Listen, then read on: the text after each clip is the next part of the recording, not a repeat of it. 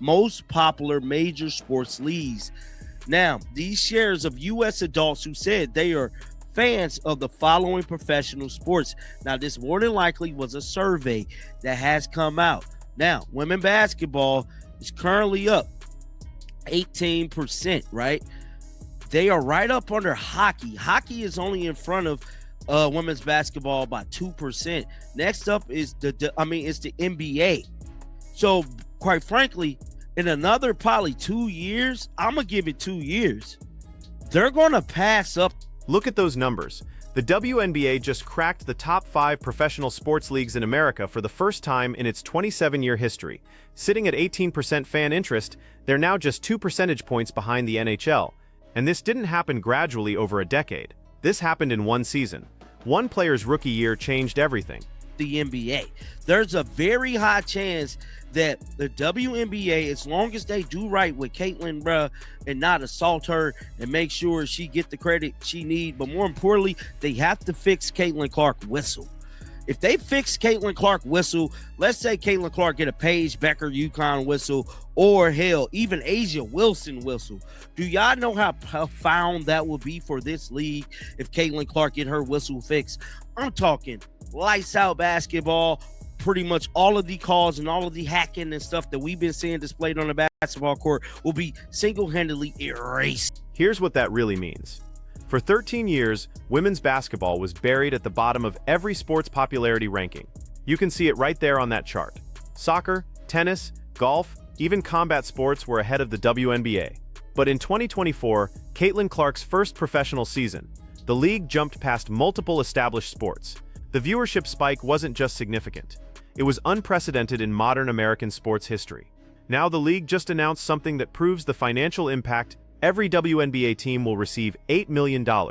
That's $8 million per franchise, which sounds routine until you realize this is the first time in league history they've had enough revenue to distribute that kind of money.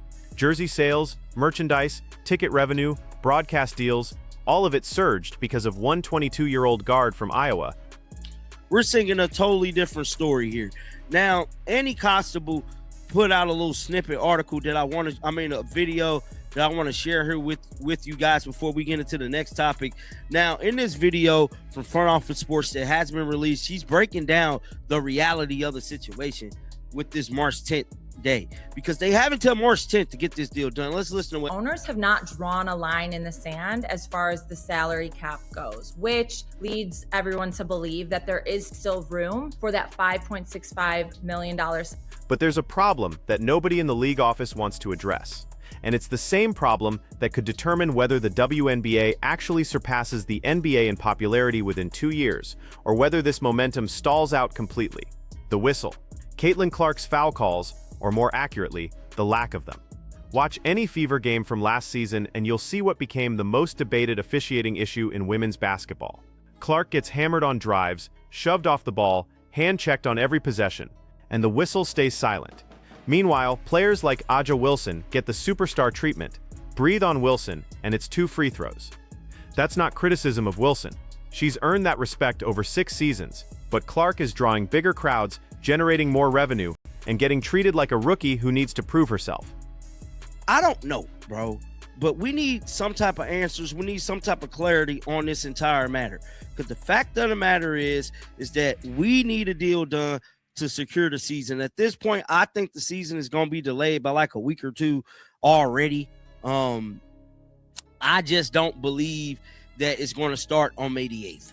I just got to keep it real and transparent with y'all. Now, something else that caught headlines is this right here, and I damn near made a separate video about this. So this is trending online, right? Instead of Trinity said the Sky facility will be the largest in the WNBA, right? Here's why the whistle matters more than people realize. It's not just about fairness or player safety, though those are legitimate concerns. It's about the product on the court. Right now, Caitlin Clark is averaging 22 points and 8 assists while getting mauled on a third of her possessions. Imagine those numbers with a Paige Bucher's whistle, with consistent foul calls on drives, with hand-checking actually being penalized. You're looking at 28 points, 10 assists, and highlight plays that would dominate SportsCenter every single night. That's the difference between sustained growth and a plateau. The WNBA has lightning in a bottle right now, But if they let opposing teams beat up their biggest star without consequences, casual fans will notice. They'll see the inconsistency. They'll watch Clark get undercut on a layup with no call, then see a touch foul on the other end, and they'll turn it off. The league learned this lesson with Candace Parker, with Diana Taurasi, with every generational talent they've had. Protect your stars, let them showcase their skills. Don't let physical play turn into assault just because some veterans are bitter about a rookie's popularity. Indiana.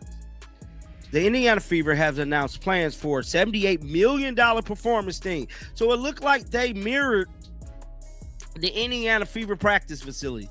In a way, bruh. But I'm here to tell you, they don't have the biggest practice facility. Shout out to the homeboy Mike over on Twitter with a little investigative report. He said below shows the various practice facilities and expected practice facilities in the WNBA. The Indiana Fever are expected to have the largest facility in the league. Goes on to say, team Indiana Fever opening year 2027, $78 million facility, 100,000 square foot. We're talking 100,000 square. Now we're heading into a critical moment for the league. The collective bargaining agreement negotiations are happening right now, and they're moving slower than anyone expected. The original plan had the season starting May 8th. That's not happening. We're looking at a delay of at least 1 to 2 weeks, possibly longer if the owners and players can't agree on the salary cap. The Players Association proposed a $5.65 million salary cap per team.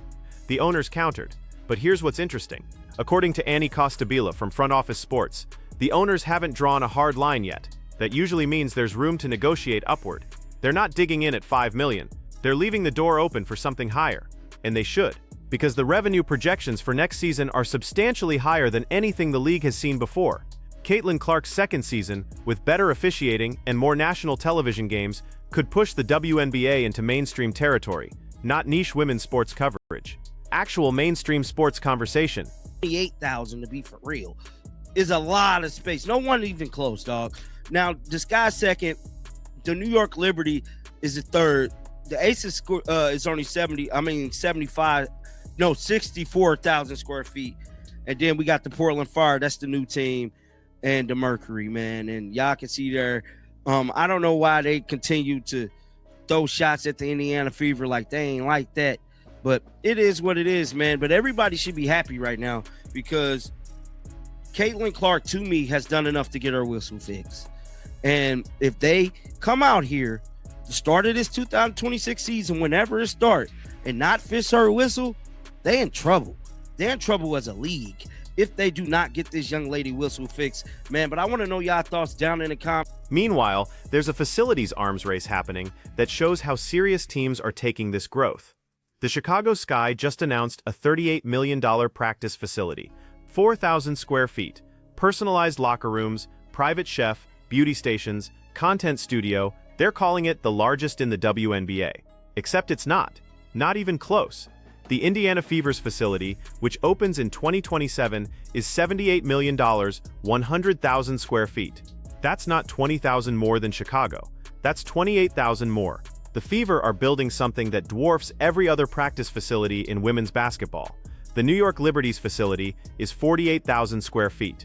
The Aces are at 64,000. Portland's new expansion team is building 50,000 square feet. Indiana is doubling most of those numbers. Why? Because they know what they have. They have the player who's driving this entire wave of growth, and they're investing accordingly. Comment section, look like Caitlin Clark is serving up humble pie for everybody. And until next time, man, shake the haters off. I'm out of here, bro. Peace out. Here's what people need to understand about what's happening right now. This isn't just a good rookie season creating temporary buzz. This is a fundamental shift in how Americans view women's basketball. For decades, the narrative was that nobody cares about the WNBA, that it's a charity case propped up by NBA subsidies, that the players should be grateful for whatever salary they get because the league loses money. That narrative is dead. Caitlin Clark killed it in 6 months. The attendance numbers from last season tell the story. Indiana Fever home games averaged 17,000 fans. That's higher than 7 NBA teams. The Fever's road games drew bigger crowds than the home team's average in most cities. Fans weren't showing up to support their local WNBA team. They were showing up to see Caitlin Clark. And they stayed. They bought jerseys. They watched the replays. They came back for the next game. That's not a fad. That's a legitimate fan base that didn't exist 18 months ago. The television ratings followed the same pattern. Games featuring the Fever drew 3 times the viewership of games without them. League Pass subscriptions spiked. Social media engagement went from occasional viral moments to sustained daily conversation. The WNBA went from background noise to appointment viewing for millions of people. And here's the crucial part. Most of those new fans are not die-hard women's basketball supporters who've been following the league for years. They're casual sports fans who got curious about the hype, watched Caitlin Clark play, and realized the product is actually entertaining. They're NBA fans who started checking WNBA scores. They're college basketball fans who followed Clark from Iowa to Indiana. They're people who never watched women's sports before but got hooked by the passing, the shooting, the competitiveness. That's the audience the WNBA has been trying to reach for 27 years. And they finally got them. Because of one player who transcends the typical barriers that kept casual fans away. But now comes the hard part, keeping them. The league has to make smart decisions over the next 12 months.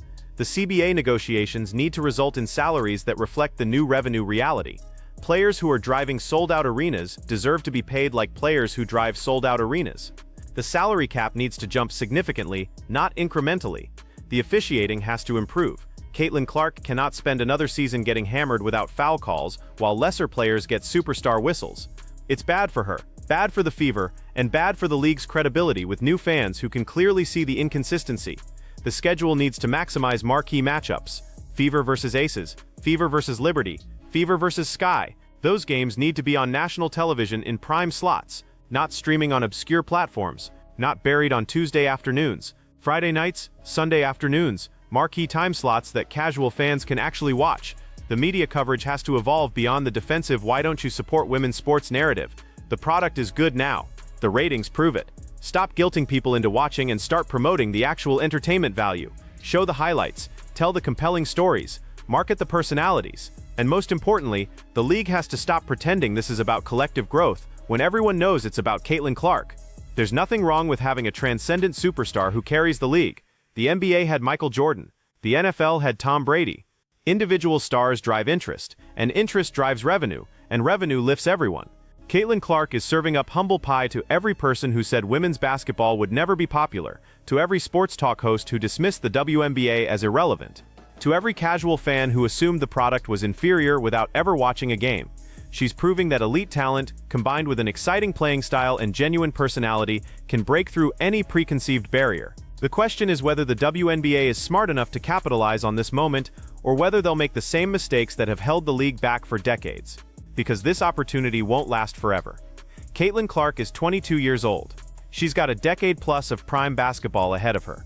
But the window to convert casual fans into permanent fans is much shorter. Maybe 2 or 3 seasons before people decide whether the WNBA is worth their time or just a temporary curiosity.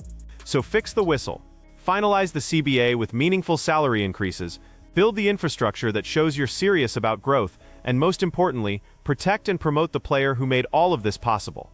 Because if Caitlin Clark stays healthy, stays engaged, and stays in the WNBA for her entire career, this league could genuinely rival the NBA in popularity within a decade.